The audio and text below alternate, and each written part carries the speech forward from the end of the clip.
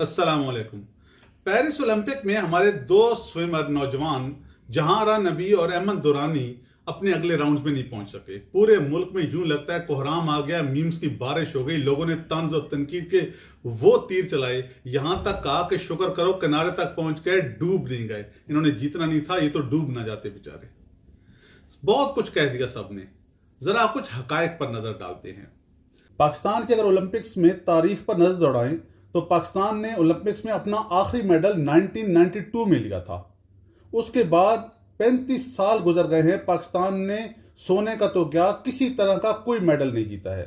पाकिस्तान ने ओलंपिक्स में इस वक्त तक सिर्फ 10 मेडल जीते हैं, जिनमें 3 सोने के हैं और उन 10 मेडल में से 8 मेडल हॉकी के हैं और सिर्फ 2 मेडल हैं जो इनफरादी खेलों में किसी ने हासिल किए थे।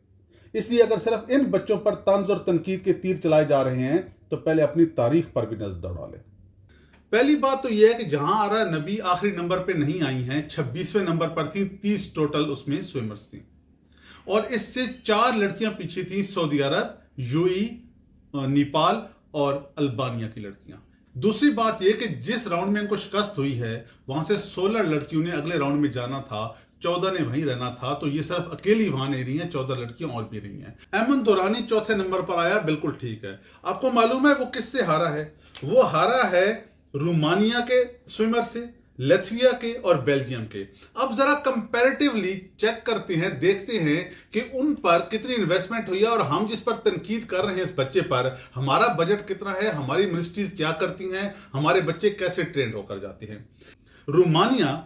रोमानिया का स्विमिंग और इससे मुताल्लिका जो ट्रेनिंग है उसका जो कुल बजट था इस दफा 2024 में वो 2 से 3 मिलियन डॉलर है।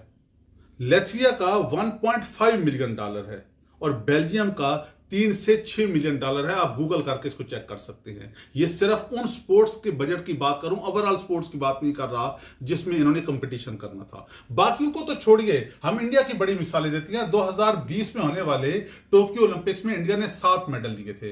इस दफा आपको पता है इंडिया का बजट कितना था स्पोर्ट्स का? इंडिया का स्पोर्ट्स का बजट था 3,300 करोड़, यानी 3,300 करोड़ इंडियन रुपीस। पाकिस्तानी तकरीबन वो 10,000 करोड़ बन रही हैं। इंडिया ने एक प्रोजेक्ट शुरू किया है टोक्यो ओलंपिक्स के बाद, खेलो इंडिया के नाम से। और इस साल सिर्फ ये जो स्पोर्ट्स का अलग बजट है ये अलग है, जरा ध्यान से सुनिएगा। ये अभी जो खेलो इंडिया का प्रोजेक्ट था इसमें उन्होंने इस दफा 1,000 करोड़ इंडियन रुपीस रखे हैं, यानी पाकिस्तानी कम से कम कोई 3,300 करोड़। किस लिए? कि अपने एथलीट्स को फैसिलिटेट करते हैं, उनको ट्रेनिंग देते हैं ताकि वो ओलंपिक्स में जाके मेडल लेकर आए। दूसरी तरफ अपना पता है आपको हमारी वजारत कैसे चलती है स्पोर्ट्स की? 18वीं तरमीम के बाद स्पोर्ट्स चली गई है सूबों को। हमारे सूबे स्पोर्ट्स चला रहे हैं। सेंटर में हमारे पास है पाकिस्तान स्पोर्ट्स बोर्ड। और आपको मजे की बात बताऊं, पाकिस्तान स्पोर्ट्स बोर्ड किसके कंट्रोल पे है? पाकिस्तान स्पोर्ट्स बोर्ड को चलाती है कौन सी वजारत? बैनुल सूबाई ताउन की वजारत। राना सनाउल्लाह साहब उसके वजीर हैं, इसलिए वो पेरिस ओलंपिक में गए हुए हैं। पेरिस ओलंपिक में इस दफा पाकिस्तान के सिर्फ 7 एथलीट्स गए हैं और उनके साथ 11 ऑफिशियल्स हैं। जब पेरिस ओलंपिक में पाकिस्तानी दस्ता आया तो कमेंटेटर क्या कह रहा था? कमेंटेटर कह रहा था 240 मिलियन की आबादी में सिर्फ 7 एथलीट। अच्छा, अब एक और मजे की बात सुनिए। पाकिस्तान 1948 में जब ओलंपिक्स में गया तो उस वक्त पाकिस्तान के टोटल 39 एथलीट्स थे। हम बजाय कि इसको इंप्रूव करते ऊपर जाते, आज 2024 में हमारे 7 एथलीट्स हैं। हमारे पास स्पोर्ट्स है कहां? हम उनको फैसिलिटीज कौन सी देते हैं? जरा जाके स्विमिंग पूल्स की हालत देखिए। जिन स्विमिंग पूल्स में इन बच्चों ने ट्रेनिंग की है उनका जरा हाल तो देखिए। उनके स्विमिंग पूल्स, उनकी ट्रेनिंग को देखिए और फिर रोमानिया, लैटविया और बेल्जियम की जिनसे वो हारे हैं उनकी स्विमिंग पूल्स और ट्रेनिंग को देखिए। अपने साथ पड़ोसी इंडिया के बजट को देखिए। इसलिए सिर्फ तनकीद करते रहना, तंज करते रहना, ये डूब नहीं गए बेचारे, ये तो शुक्र है मर नहीं गए, ये नहीं हुआ, वो नहीं हुआ, इनका बचा खुचा हौसला भी तोड़ने के बराबर है। इनकी गलतियों की निशानदेही कीजिए, इनकी सलाह कीजिए ताकि ये अगले कंपटीशन में जा सके। मैंने आपको बताया कि 2020 में टोक्यो ओलंपिक्स के बाद इंडिया ने एक प्रोजेक्ट शुरू किया खेलो इंडिया के नाम से और हर साल उसका बजट बढ़ाते बढ़ाते 600 800 करोड़ से होते होते इस दफा 1000 करोड़ इंडियन रुपीस उसका बजट था। और अब वो वही बच्चे, और ये बजट जो स्पेशल था खेलो इंडिया का, ये सिर्फ टारगेटेड था उन लोगों के लिए जो एथलीट्स तैयार होंगे ताकि ओलंपिक में जाके अपने मुल्क के लिए मेडल लेकर आए।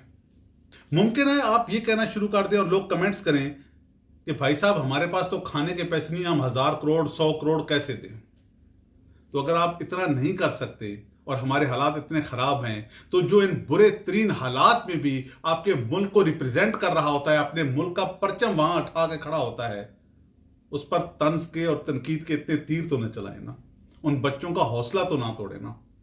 कम से कम इतना तो कह सकते हैं कि कोई बात नहीं बेटा, तुमने अपने मुल्क का झंडा तो वहां उठाया ना, तुम क्वालिफाई करके वहां पहुंचे तो सही ना, मैदान में उतरे तो सही ना। उनको मेडल लाना चाहिए था, अहमद दुरानी को भी, जहां आरा नबी को भी, बाकी एथलीट्स को भी। लेकिन अगर नहीं आ सके तो कम से कम हकीकत पसंदाना तजिया कीजिए कि खामियां, गलतियां, कोताहियां हैं कहां, ताकि अगली दफा मुल्क का झंडा और ऊंचा कर सके, मुल्क का नाम रोशन कर सके और मेडल लेकर आ सके। वस्सलाम।